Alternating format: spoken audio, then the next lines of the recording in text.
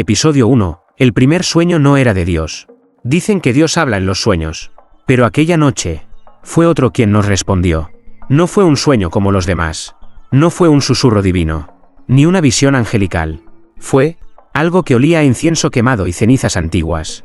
Algo que te miraba desde dentro de ti misma. La hermana Clara fue la primera. Se despertó temblando, con el rosario partido entre sus dedos, y la mirada perdida como si aún estuviera dentro del sueño. Caminó descalza por los pasillos fríos del convento, hasta que tocó a la puerta de la Madre Superiora. No dijo nada al principio. Solo se arrodilló y lloró como si acabara de pecar con el alma entera. Soñé con un hombre, susurró. Pero no era un hombre. Tenía una túnica oscura, la piel blanca como hostia sin consagrar y unos ojos que no brillaban. Se tragaban la luz. Clara no estaba sola. Al amanecer, 5 monjas más pidieron confesión, todas con las mismas palabras, el mismo temblor, y el mismo nombre en los labios. Él no dijo cómo se llamaba. Solo dijo que ya nos conocía. La Madre Superiora ordenó silencio. Dijo que eran tentaciones, pruebas de fe. Pero sus manos también temblaban mientras hablaba. Esa noche, nadie durmió. Nadie, excepto la hermana Teresa, la más joven. Y fue ella quien, al día siguiente, escribió en la pared de su celda con una tiza robada de la escuela del convento. Yo también lo soñé. Y me dijo algo que no era de este mundo. Dios ya no responde aquí. Algunas pensaron en blasfemia, otras en histeria colectiva, pero había algo más inquietante. Cada una de ellas, al describir al ser del sueño, usaba exactamente las mismas palabras, como si alguien las hubiera dictado desde dentro. Su voz era como un canto sin boca. Sus dedos ardían, pero no dolían. Olía a libros sagrados mojados por lágrimas. Esa noche, la campana del convento sonó sola a la medianoche. Y todas supieron que ya no soñaban con él. Él estaba soñándolas a ellas. Episodio 2. El demonio que rezaba más que nosotras. Las monjas dejaron de rezar en voz alta. No por miedo, sino por vergüenza. Porque aquella figura que se les aparecía en sueños no las maldecía. No les gritaba. Ni las tocaba con violencia. Lo que hacía, era peor. Rezaba. Cada noche. La misma escena. Él se arrodillaba frente a un altar oscuro, hecho de huesos y cera derretida. Y mientras ellas lo observaban, incapaces de moverse, lo oían murmurar plegarias exactas a las suyas, pero con una calma que helaba la sangre, como si las conociera mejor que Dios mismo. Padre nuestro, que no estás en los cielos, porque aquí abajo también te adoramos a nuestra manera. Las oraciones eran deformes, bellas y grotescas al mismo tiempo, un eco de fe contaminada, pero imposible de ignorar. Algunas monjas se despertaban llorando, otras, mojadas de sudor y con el hábito desgarrado. Ninguna sabía explicar por qué. La hermana Águeda, la más devota, se encerró en la capilla 3 días sin comer, rezando sin cesar frente al sagrario. Cuando por fin salió, su rostro estaba desfigurado por el ayuno y el miedo. Solo dijo una frase antes de desplomarse. Él llora mientras reza, pero no llora por nosotras. Llora por lo que Dios le quitó. Los médicos del Vaticano nunca llegaron. La Madre Superiora rompió las cartas antes de enviarlas. Temía algo que no se decía en voz alta. Si ese demonio sabía rezar mejor que ellas, entonces ¿quién les había estado enseñando todo este tiempo? La hermana Clara comenzó a copiar las oraciones que escuchaba en sueños. Las escribía en servilletas, en márgenes de salmos, incluso en las paredes del comedor, hasta que una mañana, la encontraron de pie, frente al altar, repitiendo una oración que no estaba en ninguna Biblia. Perdona a los puros, porque no saben que están ciegos. Desde ese día, se prohibió dormir sin velas encendidas. Se sellaron los confesionarios, y se retiraron los espejos. Pero ya era tarde.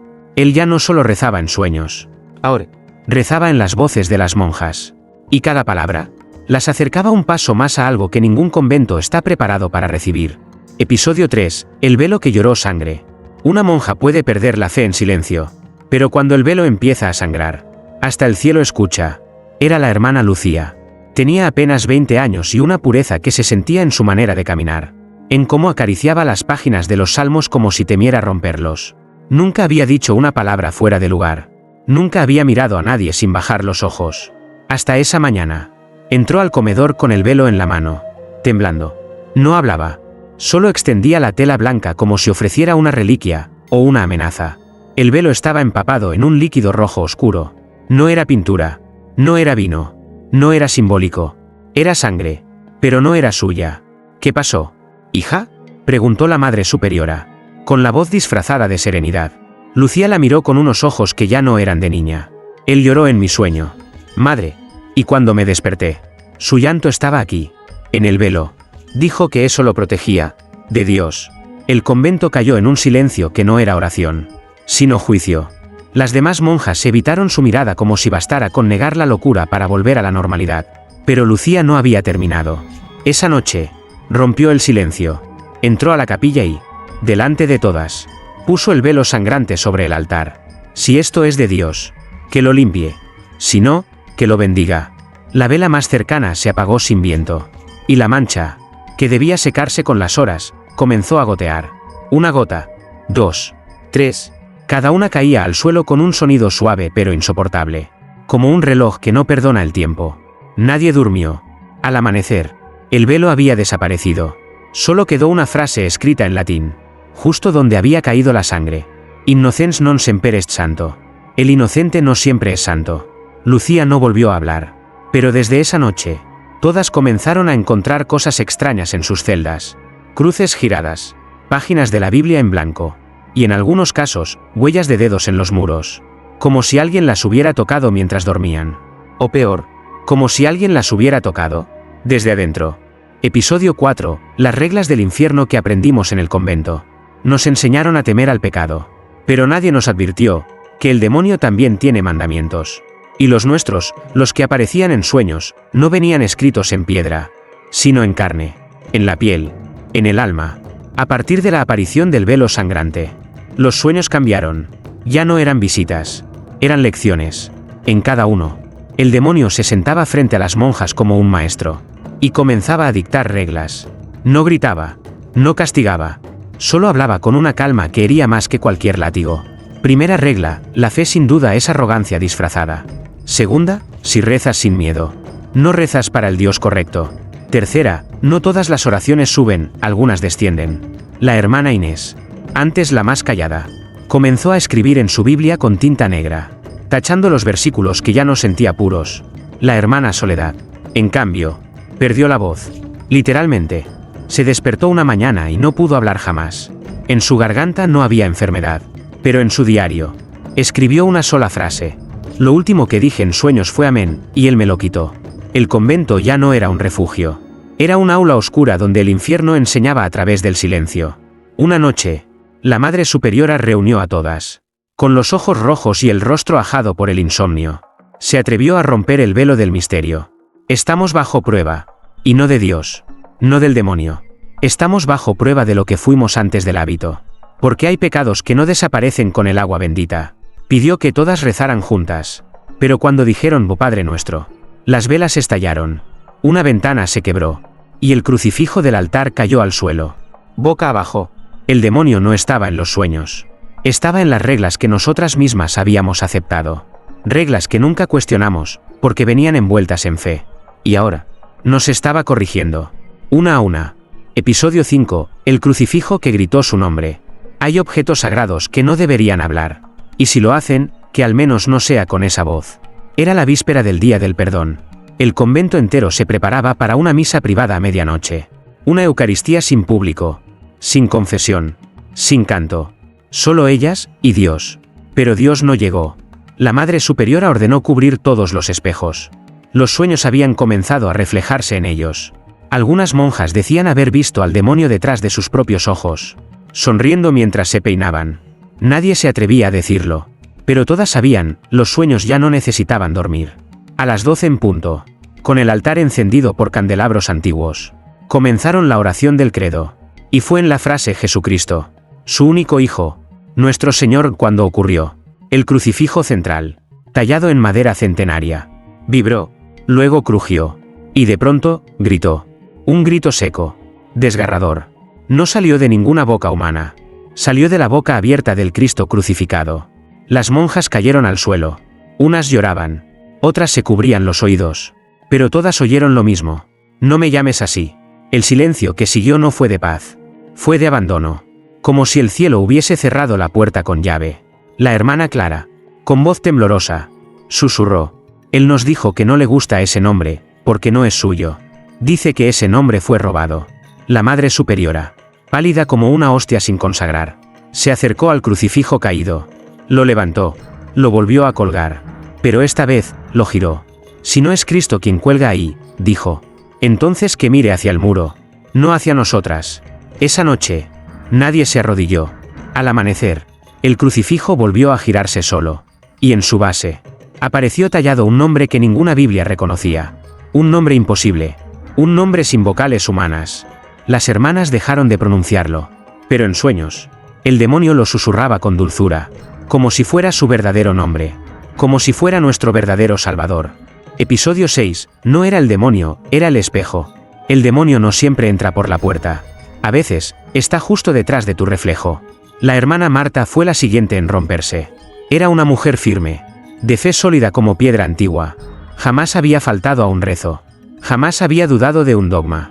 Sin embargo, una noche decidió no dormir. Se ató las muñecas con rosarios y se clavó pequeñas agujas en las yemas de los dedos.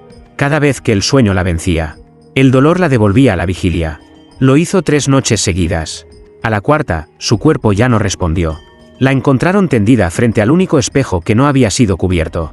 Tenía los ojos abiertos. Pero su mirada no estaba allí. Lo que escribió antes de caer en coma fue breve. No soñamos con él. Soñamos con nosotras mismas, sin Dios. La Madre Superiora ordenó romper todos los espejos. No cubrirlos. Destruirlos. Porque ya no eran objetos, eran puertas. Ventanas hacia algo que no obedecía ni al cielo ni al infierno. Esa tarde, la hermana Teresa se confesó en voz baja, con palabras entrecortadas. Yo, me vi a mí misma. Madre, en el reflejo. Pero, no era yo. Sonreía mientras yo lloraba. Y me dijo que ella sí era la elegida. Que yo era solo el cascarón. Las pesadillas ya no necesitaban dormir. Ahora aparecían al cerrar los ojos, incluso despiertas. Algunas monjas comenzaron a cubrir los crucifijos con telas negras. Otras, a vendarse los ojos para rezar. El convento se convirtió en un lugar ciego. Ciego por voluntad. Ciego por miedo. Pero entonces ocurrió algo aún más perturbador. La hermana Lucía, la de la sangre en el velo, habló en sueños. Varias la oyeron desde sus celdas. Su voz resonó como un eco dentro de una iglesia vacía. Él no quiere entrar. Ya está dentro. Y su rostro se parece demasiado al nuestro. Al día siguiente, todos los espejos destruidos aparecieron reconstruidos en sus marcos. Nadie los había tocado. Nadie los había comprado. Y lo peor, todos reflejaban a las monjas. Pero con los ojos cerrados. Como si ya estuvieran dormidas. Como si ya estuvieran soñando, aunque juraran estar despiertas. Episodio 7. La confesión que rompió el silencio eterno. Toda confesión busca perdón. Pero esa, solo buscaba liberar al demonio. La hermana María llevaba años sin hablar. No por voto. Ni por castigo. Simplemente. Había decidido que su silencio era su forma más pura de servir a Dios. Se comunicaba con la mirada. Con los dedos. Con la devoción que se siente más que se escucha. Hasta esa noche.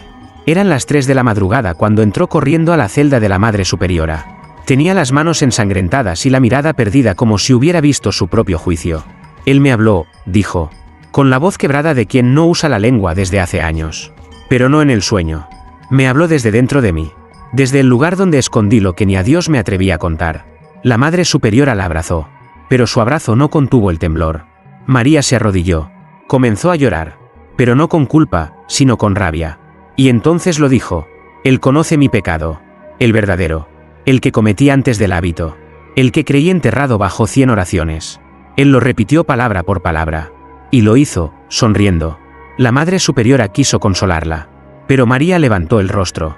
No vine a pedir perdón. Vine a confesar, que me sentí vista. Por primera vez. No por Dios. Por Él. Y eso me dio más paz que todo lo que he rezado en esta vida. Silencio. Un silencio tan espeso que ahogaba. Esa madrugada.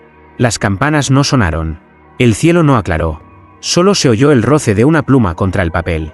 Porque María, antes de desaparecer, dejó escrita una confesión completa. Un testimonio. Decía así: yo lo dejé entrar. No en sueños. No en el cuerpo. En la parte de mi alma que Dios nunca quiso tocar. Y ahora que me conoce por completo, me siento más sagrada que nunca. A la mañana siguiente, su celda estaba vacía. Su Biblia abierta. Y en el margen de la página, una palabra escrita con ceniza. Liberada. Desde ese día, otras monjas comenzaron a murmurar cosas parecidas en sus oraciones. como si algo dentro de ellas ya no pidiera perdón, sino permiso. Episodio 8, el Evangelio que no estaba en la Biblia. No todas las palabras sagradas están escritas con tinta. Algunas sangran desde las paredes del alma. Sucedió después de una tormenta. Una grieta apareció en el muro antiguo de la biblioteca del convento. Nadie le prestó atención al principio, pero la hermana Inés, obsesionada con los detalles, sintió que aquella grieta respiraba. Literalmente, la observó por días, hasta que una noche, mientras pasaba su dedo por encima, algo se soltó. Una hoja vieja, doblada, cubierta de polvo, pero intacta. Sin número, sin título, sin permiso divino para existir. Cuando la abrió, el convento dejó de ser el mismo. El papel estaba escrito en latín, pero con una caligrafía que no era humana. No fluía, se retorcía, como si cada palabra hubiera sido escrita desde el otro lado del espejo. Las primeras líneas decían: y entonces, el Creador volvió su rostro. No por ira, no por juicio, sino porque temía mirarnos demasiado tiempo y reconocerse. El texto continuaba como un evangelio perdido. No hablaba del pecado original, sino del abandono original. Decía que antes de la caída de Lucifer, hubo otra caída más antigua. Un error que el cielo enterró bajo siglos de silencio. Y nombraba a alguien. No un ángel, no un santo. Un ser cuyo nombre estaba formado por símbolos que ninguna monja pudo pronunciar sin sentir arcadas. El que despertó antes del verbo. La hermana Inés intentó mostrar la hoja a la Madre Superiora. Pero cuando lo hizo, el papel ya no decía nada. Solo líneas vacías. Como si supiera cuándo debía callar. Esa misma noche, Inés comenzó a recitar pasajes del texto en sueños. Las demás la oían desde sus celdas. Repetía palabras desconocidas, con un tono de ternura enferma. Algunas lloraban al escucharla, sin saber por qué. Una incluso se flageló con un rosario. No era un evangelio escrito para salvar, dijo Inés al despertar. Era un evangelio escrito para abrir algo. La Madre Superiora mandó sellar la grieta. Pero al día siguiente, no quedaba muro, solo cenizas. Y en medio de ellas, otra hoja, en blanco, excepto por una frase. El próximo versículo, lo escribirás tú. Episodio 9, la madre que negó la salvación. Para guiar ovejas, una madre debe estar limpia. Pero ¿y si la pastora fue la primera en beber del pozo envenenado? La Madre Superiora siempre fue un faro. Su voz imponía respeto. Su fe, obediencia. Pero lo que ninguna de las hermanas sabía, es que ella también soñaba. Y no con el demonio. Con Dios. O al menos, con quien decía serlo. Durante semanas, había guardado un secreto. Uno que ardía bajo su hábito. Que le quemaba las manos cada vez que tocaba el rosario. Soñaba con un rostro sin ojos, blanco, suspendido sobre un abismo sin cielo. En esos sueños, no había palabras, solo una certeza: Él no vendrá, ya te lo advertí. La Madre Superiora intentó resistirse. Rezó, ayunó, escribió cartas que jamás envió. Pero los sueños no se detenían. Y entonces, una noche, recordó algo que había enterrado 40 años atrás. Tenía apenas 17. Aún no era madre, ni monja. Estaba perdida, herida, sola. Y fue ahí cuando hizo un pacto. No con un demonio, ni siquiera con Satanás, sino con algo que no tenía nombre. Solo silencio. Prometió servir, no al mal, sino a lo que Dios había expulsado por saber demasiado. Y ese algo, la escuchó. Desde entonces, supo que jamás pertenecería al cielo. Pero el convento no necesitaba ángeles. Necesitaba guardianas. Y ella cumplió. Hasta ahora. Porque esa noche, después del descubrimiento del Evangelio sin nombre, el ser volvió a hablarle en sueños. Y esta vez, no pidió. Exigió. Rómpelo. Quiebra el sello. Abre la misa. Ella se levantó. Caminó hasta la capilla. Llevaba la Biblia más antigua del convento. La colocó sobre el altar. Y la abrió, en una página que jamás había estado allí. Una oración escrita en su propia letra. Una que nunca recordaba haber redactado. Bienaventurada la que conoce el final y aún así reza por el principio. Al día siguiente, las monjas la encontraron en posición fetal. Dormida, con el rostro bañado en lágrimas negras. No despertó durante 3 días. Cuando por fin lo hizo, sus primeras palabras no fueron oración. Fueron verdad. Yo no soy su guía. Soy la puerta. Y el que ustedes llaman demonio es solo el primer exiliado del reino que nadie quiere recordar. Episodio 10, el sueño que empezó antes del nacimiento. Hay sueños que no nacen de la mente, sino de lo que ya estaba escrito en la sangre antes de abrir los ojos por primera vez. La hermana Teresa era la más joven del convento. Apenas 18 años. Su voz aún tenía la suavidad de quien apenas comienza a rezar con fe. No por rutina. Y sin embargo, fue ella quien dijo algo que congeló a todas durante el desayuno. Yo soñé con él antes de saber qué era rezar. Antes de saber hablar. Antes de nacer. Las cucharas cayeron. Las miradas se cruzaron. La Madre Superiora, aún pálida desde su despertar de 3 días, no dijo palabra. Solo escuchó. Teresa contó que su madre, antes de morir en el parto, había sufrido visiones. Que decía que algo se movía dentro de su vientre no como un niño, sino como una oración maldicha. Y que al nacer, Teresa no lloró. Solo abrió los ojos y rió.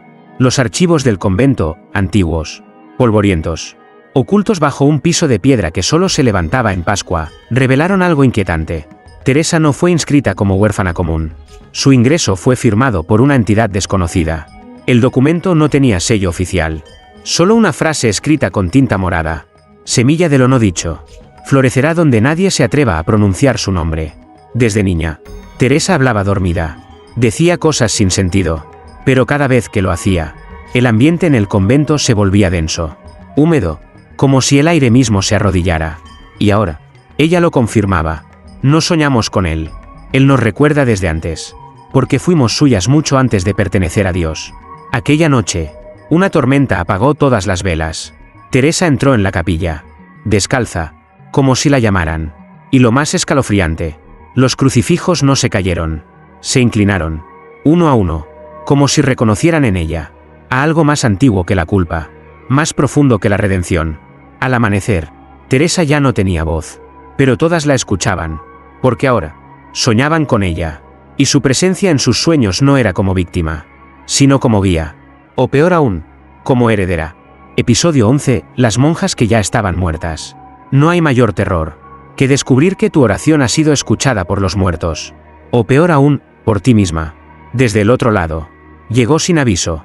Una mujer vestida de negro. Con una cruz pequeña colgada al revés. Decía venir del Vaticano. Pero su carta de autorización estaba incompleta. Sin firma. Sin fecha. Solo con un encabezado que heló a la Madre Superiora. Comisión para lo irrecuperable. La mujer no dio su nombre. Solo pidió acceso a los archivos más antiguos del convento. No tocó agua bendita. No rezó. No se persignó. Y sin embargo, todo el convento la obedeció como si ya la conocieran. Pasó 3 días leyendo. 3 noches sin dormir. Y al 4.º día, salió de la cripta con un solo documento en la mano. Era un acta. Antigua. Amarilla. Deformada por la humedad. Convento de Santa Ascensión. Año de clausura oficial, 1937. Causa, incendio masivo. Pérdida total, 23 religiosas fallecidas.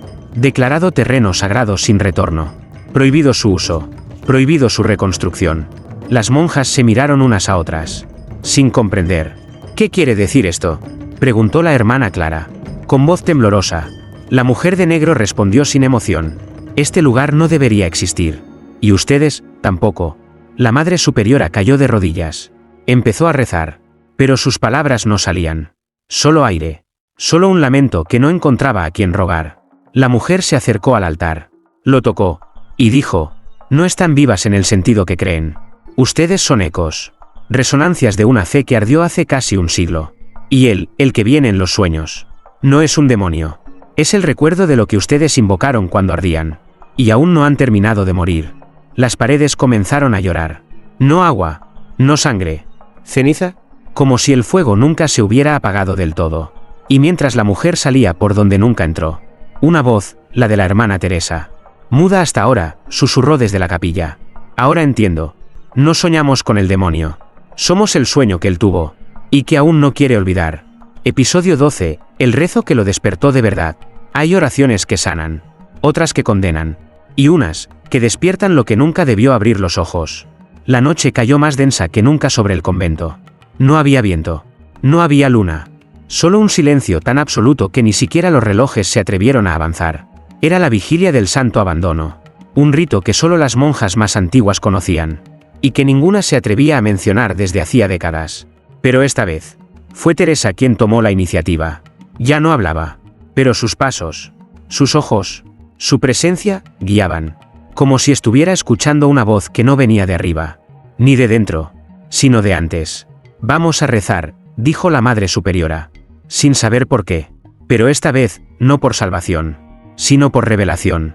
Encendieron 7 velas en forma de cruz invertida. Abrieron los libros antiguos. Y leyeron la oración sin título que había aparecido en la hoja en blanco. Si vienes de lo profundo, que el abismo te reconozca. Si ardes en la fe que nos consume, que seamos tu aliento. Si aún sueñas con nosotras, despierta. En ese instante, las paredes respiraron. El altar se agrietó. Y una voz se alzó. Pero no en el aire. En cada una de ellas. Estoy despierto. Y lo primero que veo, son ustedes. Las hijas que no negaron mi nombre. Las voces que Dios quiso olvidar. El crucifijo cayó. Las Biblias ardieron. Y una luz negra, sí, negra, como un agujero hecho de llanto, emergió del centro de la capilla. Pero ninguna huyó. Ninguna gritó. Porque ya no eran víctimas. Eran parte del sueño. Del verdadero rezo. Teresa dio un paso al frente. Tocó la luz. Y su cuerpo no ardió. Brilló. Sus ojos se volvieron completamente blancos. Y con una sonrisa serena, susurró. Él no vino por nosotras. Nosotras vinimos por él. Porque este mundo ya no necesita salvación, sino memoria. La luz se expandió. El convento desapareció. Y en su lugar, solo quedó un campo de ceniza con una inscripción tallada en piedra. Aquí dormían. Ahora sueñan. ¿Y tú? ¿A quién invocas cuando crees rezar?